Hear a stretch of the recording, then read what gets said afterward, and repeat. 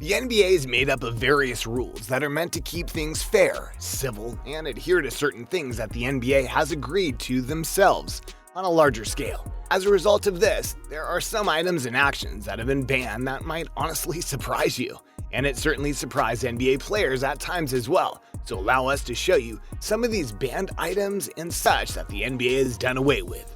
Be sure to like the video and subscribe to the channel.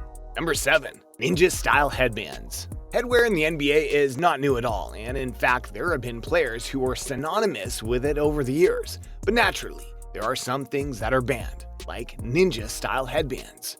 When we say ninja-style headbands, we're talking about headbands that are just strips of cloth that are tied up by the players themselves. They help give a unique look and make the players feel cool, or at least in their minds they look cool. Try not to judge here. The NBA, though, definitely judged this, and after some deliberation, they are currently banned. But why they were banned is actually a multi-layered thing. First off, the headbands were outlawed because the players just put them on and didn't go through an approval process. So in many ways, they would have never been approved in the first place. But most importantly, they couldn't just go and put them on. They had to be tied on, which meant that regulating length would be hard to impossible. The loose straps in the back would hit someone in the head or eye if whipped the right way, plus they could be grabbed and hurt the player wearing it. While this may sound petty on a certain level, it honestly is about player safety. That should be appreciated. Number 6. Upside-down headbands. This one wasn't really a trend or a style change that someone wanted to do. Rather, it was players like Rajon Rondo and J.R. Smith who decided that instead of wearing their NBA branded headbands the correct way, they were going to wear them upside down. So that the NBA logo and even the Nike logo was turned upside down. According to many, this was meant to send a message to the NBA and its commissioner, which it did, and the message was swift. The NBA felt that an upside-down logo is very much like an upside-down flag, a show of disrespect, so thus, players can't wear them like that.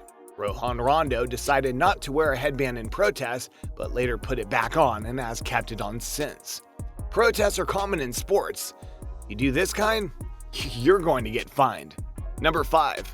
APL sneakers. Sneakers are a key part of the NBA for all the right and wrong reasons. But because of that, there are some shoes that you honestly can't wear for various issues that they cause. When it came to the APL sneakers, it was a big deal that they were banned. This happened back with the Boston Celtics in the 2010-2011 playoffs.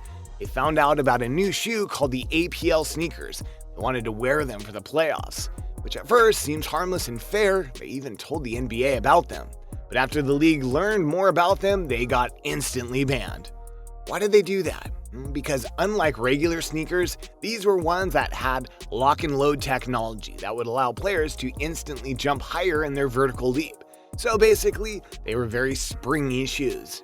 Just as important though, the owners and creators of the shoe noted that they had honestly done tests in a lab to prove that their shoe worked, and that the player would exert less energy when jumping with their shoe.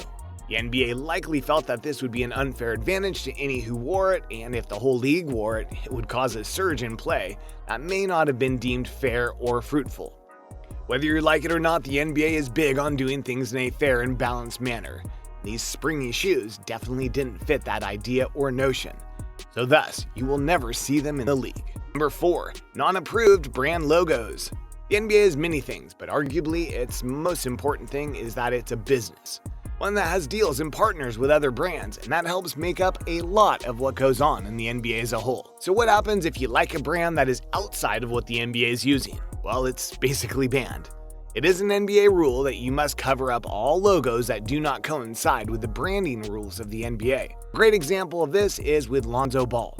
The son of LeVar Ball is a part in the Big Baller brand and has a tattoo of the brand's logo on his arm. As the NBA rule against this, he has to wear tape over his logo in every single game he's in, else pay a fine.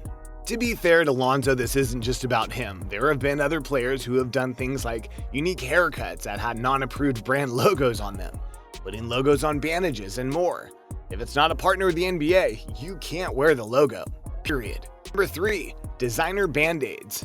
This very special rule was made by future Hall of Famer Dwayne Wade, and oh, what a story it is. You see, during his legendary career, he hurt his face. Thus covered up the cut with a Band-Aid. which is not only basic, that's what you're supposed to do in order to heal, right? The problem though was that he decided to decorate the band-aids. He went and put Flash on one and Wade on another, and even had the American flag. But the NBA saw this as a branding issue, as noted in the last entry, and thus decided that you can wear regular band-aids, or not wear them at all. Freedom of expression does not exist in the NBA, sadly. Number 2, provocative dances. When you make a big shot or a big dunk, it's natural to expect a player to react and gesture or even dance around. But certain dances, believe it or not, are banned in the NBA. The one that's known the most is the big balls dance, where a player makes a shot and then lowers his hands to his thighs to emphasize that he has a large set of cojones. The NBA found this offensive and thus it's banned. Others like it are banned as well. Number 1, non-clear face mask. During the 2013-2014 season, LeBron had a broken nose, so he put a face mask on so that he could keep playing while protecting his nose. But the mask was being made for him wasn't ready, so he donned a pure black one made of carbon fiber. The NBA didn't like the mask he wore though, and so they demanded that he switch back to the clear mask one to make sure he didn't use the black one again. They even made a rule that this kind of face mask couldn't be worn again. Guess the NBA wanted to make sure the masks were clear and concise. There you go, a look at the NBA rules that ban certain items and actions. Which of these rules do you feel are petty? Which ones do you think are valid in one form or another? Let us know in the comments below. Be sure to subscribe, and we'll see you next time on the channel.